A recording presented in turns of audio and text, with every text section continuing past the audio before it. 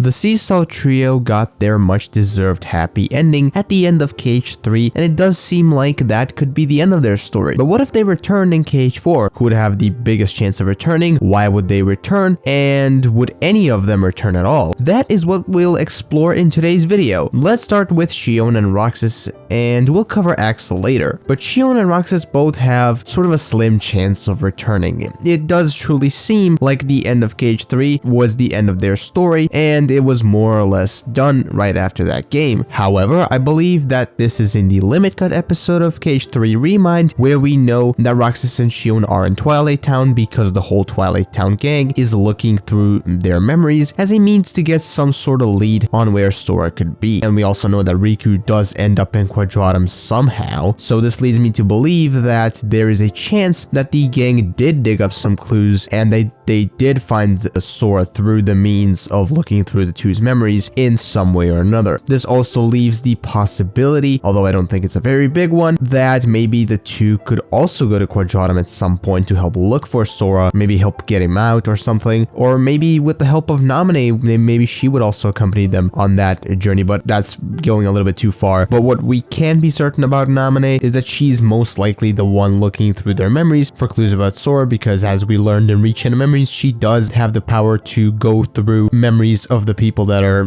close to Sora, so I guess she's going to be responsible for that. Probably it's a 90% chance, let's be honest. So all in all, while I do think that their stories are done, at least in a sense where they're the focus of the story, there's still very much the possibility of the two coming back in KH4, even if they do get barely any screen time, which I do think that is the most likely option out of everything we talked about. Also, if you're enjoying this video right now, leave a like on the video and subscribe to the YouTube channel. That would help me out a lot. And also feel free to check out my channel memberships if that is something you're going to be interested in. Members will get a shout out in form of a credits like screen at the end of each and every one of my videos. Moving on to Lee, who in my opinion is the more likely of the three to come back for a couple of reasons. The first one being the matter of Subject X. Now, Subject X is likely going to play some sort of role in KH4, though we don't know what that role will be. And we also know from Axel and Sykes' conversations throughout the games that they did know Subject X back in the day when they were kids, sort of when around the time when Birth by Sleep takes place, but that one day she just vanished. They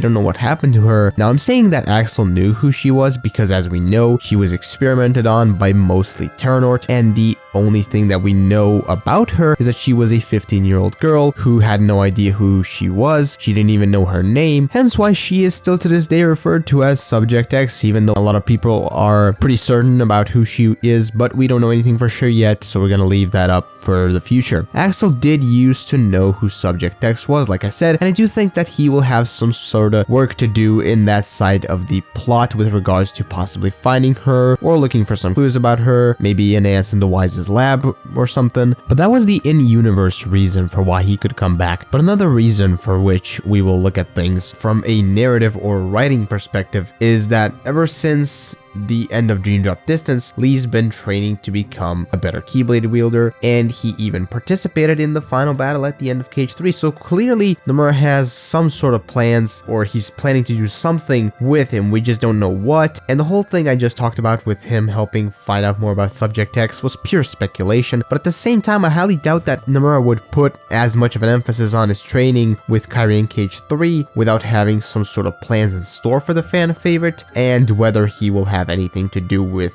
clues about Subject X or if he will be part of a completely different part of the plot in the future. Whatever the case is, it doesn't really matter at this point, but we can almost be certain that he is the most likely out of the Seesaw Trio to return in Kingdom Hearts 4. With that said, I want to thank you for watching this little speculation / theory video, whatever you want to call it, and until the next video stream, bye bye.